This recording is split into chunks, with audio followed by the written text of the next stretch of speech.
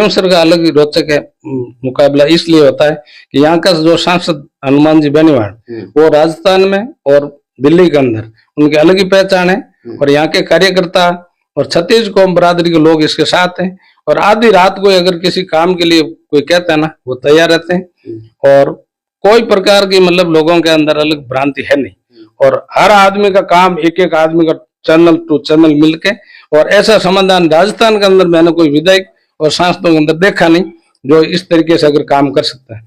लोग तो 6 बजते ही शटर नीचा हो जाता है। अच्छा। और बाकी इन मतलब हनुमान बेनीवाल जी की ये खासियत देखिए, मैं तो इनके साथ 20 वर्षों से जुड़ा हूँ। 20 वर्षों के अंदर जिस आदमी को आया बिगड़ जाति पूछ के अगर कोई काम करने वाला है वो एक ही शख्स है, हनुमान बेनीवाल। अच्छा। सांसद नागौर। आरएलपी से जो प्रधान प्रतिनिधि है रेवत राम जी डांगा, आरएलपी के प्रधान प्रतिनिधि है, तो उन्होंने बीजेपी ज्वाइन की और उसके बाद में चुनाव भी लड़ा था 2023 के अंदर हनुमान जी के सामने। इस बार बहुत ही कम अंतर से हारे थे, इस बार भी वो दावेदारी में है। क्या लग रहा है इस बार क्या होगा? इसका तो ऐसा बात है कि रेवत जी तो हमारे साथ ही रहते पहले, और साथ रहने पहला जो चुनाव हुआ लोगों को पूरा अनुभव ही नहीं, रेवत जी अलग हो गए, ये पूरी जानकारी नहीं थी, इसलिए अब का जो चुनाव होगा वो अलग ही होगा। और बाकी जितना काम हनुमान जी रात और दिन देखते हैं वो इस राज में होते हुए इसको मतलब देखने में इतनी लोगों के साथ 6 महीने हो गए राज बने हुए।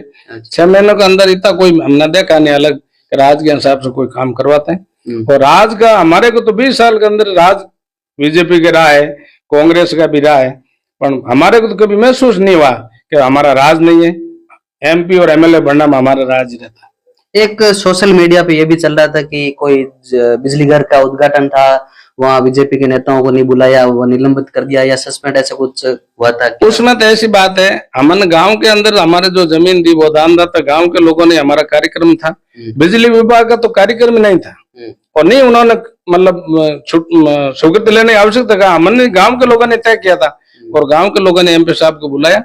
ये जो एमएलए भाई एन साहब के और एक्शन साहब एन साहब रे जैन साहब के खिलाफ बात करी ना, ये बिल्कुल निंदनीय है। इस प्रकार की सरकार बीजेपी के रहते हुए इस प्रकार की घटना अधिकार के ऊपर गाज नहीं गिरानी चाहिए। ऐसे साहब एक्शन साहब और एन साहब सब भले आदमी थे, कोई किंतु प्रति नहीं है, चारों अधिकारी अच्छे थे और कामकाज लोगों को अच्छे ढंग से करते थे। अच्छा। और ये तो देश भावना से काम किया है, ऐसे कोई वोट हासिल हो नहीं सकता।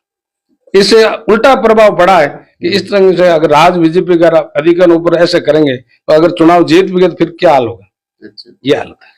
इस बार हनुमान जी 2023 के अंदर विधायक बने थे, विधायक बनते ही जो अपना विधायक का फंड होता है एक ही दिन के अंदर पूरे क्षेत्र को बांट दिया है, उसमें आपके क्षेत्र में या आपके गाँव में कुछ आया है? बिल्कुल बिल्कुल, हमारे दोनों पंचायतों के अंदर बिल्डो का हमारी पुरानी पंचायत है और पापास ने हमारी नई पंचायत है, दोनों पंचायतों के अंदर 20-20 लाख रुपये एमएलए कोटा से हमारे को दिए हैं। और जो मतलब अगर काम काज लाने में जितना होशियार हनुमान जी है ना दूसरे है नहीं, ये तो हमने पर की हुई बात है, ये कोई छाने की बात है नहीं। अच्छा। और ये काम काज लाने में और सड़कों का इस एरिया के अंदर 25 सड़कों एक साथ काम चलता है।